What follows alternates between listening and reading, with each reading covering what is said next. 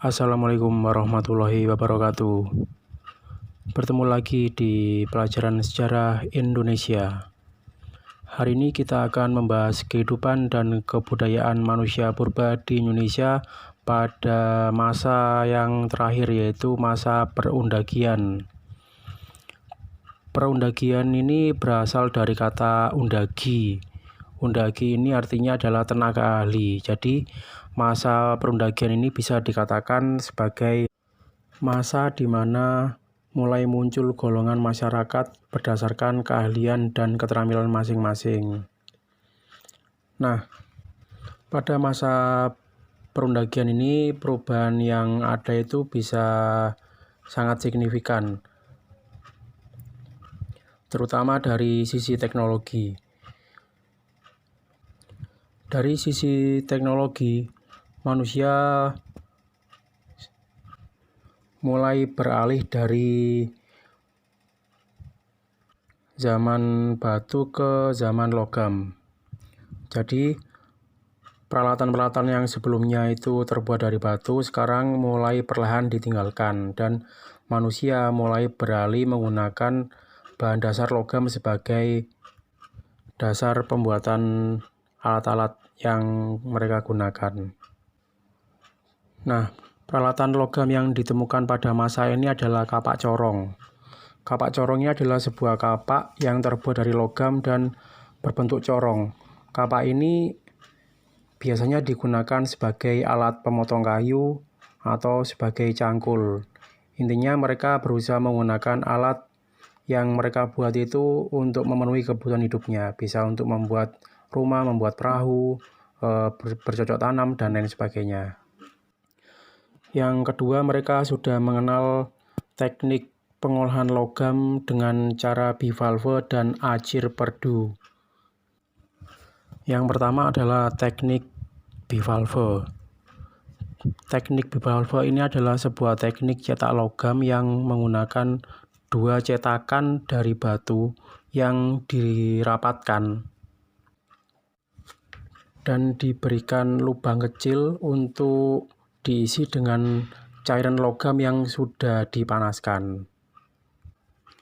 Teknik bivalve ini bisa digunakan berkali-kali. Yang kedua adalah teknik acir perdu. Teknik acir perdu ini adalah sebuah teknik cetak logam menggunakan cetakan lilin yang dibungkus dengan tanah liat. Sama dengan teknik bivalve, nantinya cetakan lilin tersebut itu akan diberikan logam untuk diisi dengan cairan logam. Tapi bedanya ketika logam tersebut menjadi padat, lilin itu akan dibongkar dan logam tersebut akan terbentuk sesuai dengan cetakan awal lilin yang dibuat. Teknik ini hanya digunakan sekali pakai saja, karena ketika logam terbentuk itu lilinnya langsung dibongkar. Selanjutnya pada kehidupan sosial dan ekonomi. Pada masa perundagian ini, manusia sudah hidup menetap dan membentuk pedesaan. Nah, tentunya konsep kelompok yang ada di masa perundagian ini lebih besar daripada kelompok-kelompok pedesaan yang ada di masa-masa sebelumnya. Jadi konsep pedesaannya itu lebih kompleks dan lebih luas, atau kelompoknya lebih besar. Yang kedua adalah muncul golongan masyarakat berdasarkan keahlian dan keterampilan, atau bahasa singkatnya adalah muncul spesialisasi kerja. Maksudnya itu masyarakat mulai menekuni apa yang menjadi keahliannya. Misalnya ketika ada masyarakat yang senang untuk bertani atau bercocok tanam, mereka akan menjadi petani. Jadi muncul golongan-golongan berdasarkan keahliannya masing-masing. Ada golongan petani, ada golongan pembuat peralatan dari gerabah, pembuat perhiasan, ada golongan pembuat perahu, dan lain sebagainya. Jadi mereka itu sudah terbentuk keahliannya masing-masing. Nah, keahlian inilah yang nantinya dikenal sebagai profesi. Yang ketiga adalah sistem barter itu lebih meluas. Kalau pada masa sebelumnya itu sudah mengenal barter tapi dalam skala kecil, dalam satu daerah saja. Nah, pada masa perundagian ini sistem barternya itu tidak hanya dari satu daerah saja, tapi sudah meluas ke luar daerah. Bahkan sistem barternya itu melibatkan masyarakat antar negara. Jadi sistem barternya itu lebih meluas lagi. Dan barang-barang yang mereka tukarkan itu lebih bervariasi karena barang-barang yang datang itu dari berbagai penjuru dunia. Nah, karena interaksi perdagangan pada masa ini itu sudah sangat meluas, dari sinilah nanti masyarakat Indonesia mulai mengenal logam yang Bapak jelaskan tadi. Alat-alatnya terbuat dari logam itu awalnya dari sini karena akses perdagangan yang sudah sangat meluas.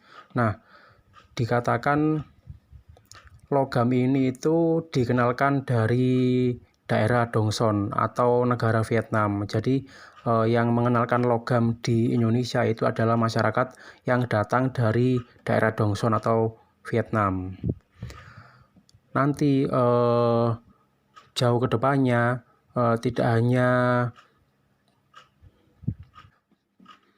peralatan logam saja, tapi karena interaksi yang sangat luas, nantinya masyarakat Indonesia akan mulai mengenal yang namanya agama. Yang nantinya kita bahas di bab kedua, yaitu masa Hindu-Buddha. Jadi masa Hindu-Buddha ini berawal dari interaksi perekonomian yang sangat meluas, di mana banyak pedagang-pedagang yang dari India itu berdagang di Indonesia. Nah, selain mereka itu berdagang, para pedagang dari India ini juga menyebarkan agama yang bernama agama Hindu dan agama Buddha. Nanti kita bahas lebih lanjut di bab kedua. Yang terakhir adalah kebudayaan. Nah, kebudayaan pada masa perundagian ini banyak yang mengatakan sebagai kebudayaan Dongson. Kenapa dinamakan kebudayaan Dongson? Ya karena sebagian kebudayaan yang mereka hasilkan itu terbuat dari logam. Nah, logam ini yang memperkenalkan adalah masyarakat yang ada di daerah Dongson atau Vietnam. Makanya kebudayaan pada zaman perundagian ini dinamakan sebagai kebudayaan Dongson. Nah, jenis-jenis kebudayaannya ada nekara. Nekara ini secara singkatnya bisa kita artikan sebagai genderang. Genderang itu bahasa gampangnya adalah alat tabuh. Jadi semacam bunyi-bunyian. Tapi alat tabuh atau genderang pada masa perundagian ini fungsinya bukan untuk bermain musik, bukan untuk sarana kesenian, tapi nekara atau genderang pada masa perundagian ini lebih difungsikan sebagai sarana upacara. Biasanya itu bisa digunakan untuk upacara pengiring dalam meminta kesuburan atau keberlimpahan panen, atau upacara pengiring kematian, upacara atau ritual memanggil roh leluhur, upacara untuk memanggil hujan, dan berbagai macam upacara yang lain. Bahkan nekara ini juga difungsikan sebagai simbol status sosial. Maksudnya itu tidak semua masyarakat itu memiliki nekara. Biasanya nekara itu hanya dimiliki oleh orang-orang yang tertentu saja yang biasanya itu memiliki kedudukan tinggi. Jadi tidak sembarangan orang yang biasanya memiliki nekara tersebut. Yang kedua adalah bejana perunggu. Bejana perunggu ini kalau secara gampang itu bisa kita umpamakan sebagai vas bunga tapi berukuran yang agak besar. Tapi fungsinya bukan untuk vas seperti sekarang yaitu meletakkan bunga, tapi bejana perunggu pada masa perundagian ini biasanya difungsikan sebagai alat untuk menyimpan cadangan makanan. Jadi fungsinya hampir sama kayak gerabah. Kalau gerabah itu bedanya terbuat dari tanah liat, tapi kalau bejana perunggu itu terbuat dari perunggu. Nah, yang ketiga adalah arca perunggu. Arca perunggu ini adalah sebuah patung yang terbuat dari perunggu yang fungsinya itu lebih kepada media keagamaan.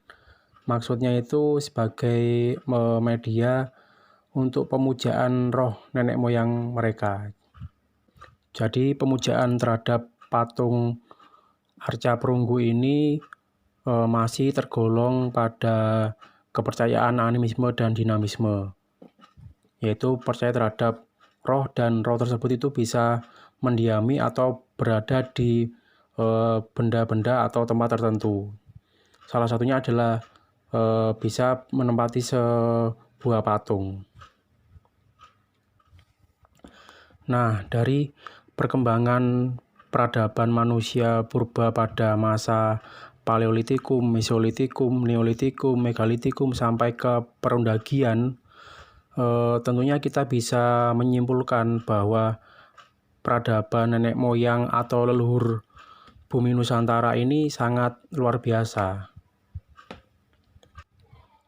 Perkembangan teknologi yang mereka tunjukkan serta keanekaragaman budaya yang mereka hasilkan menunjukkan betapa besar dan hebatnya leluhur bumi Nusantara ini.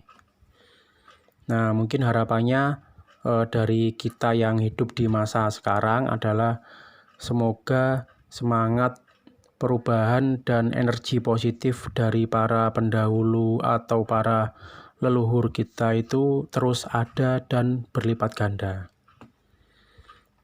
Baik, sekian dari Bapak di bab 1 ini. Bisa kita akhiri. Wassalamualaikum warahmatullahi wabarakatuh.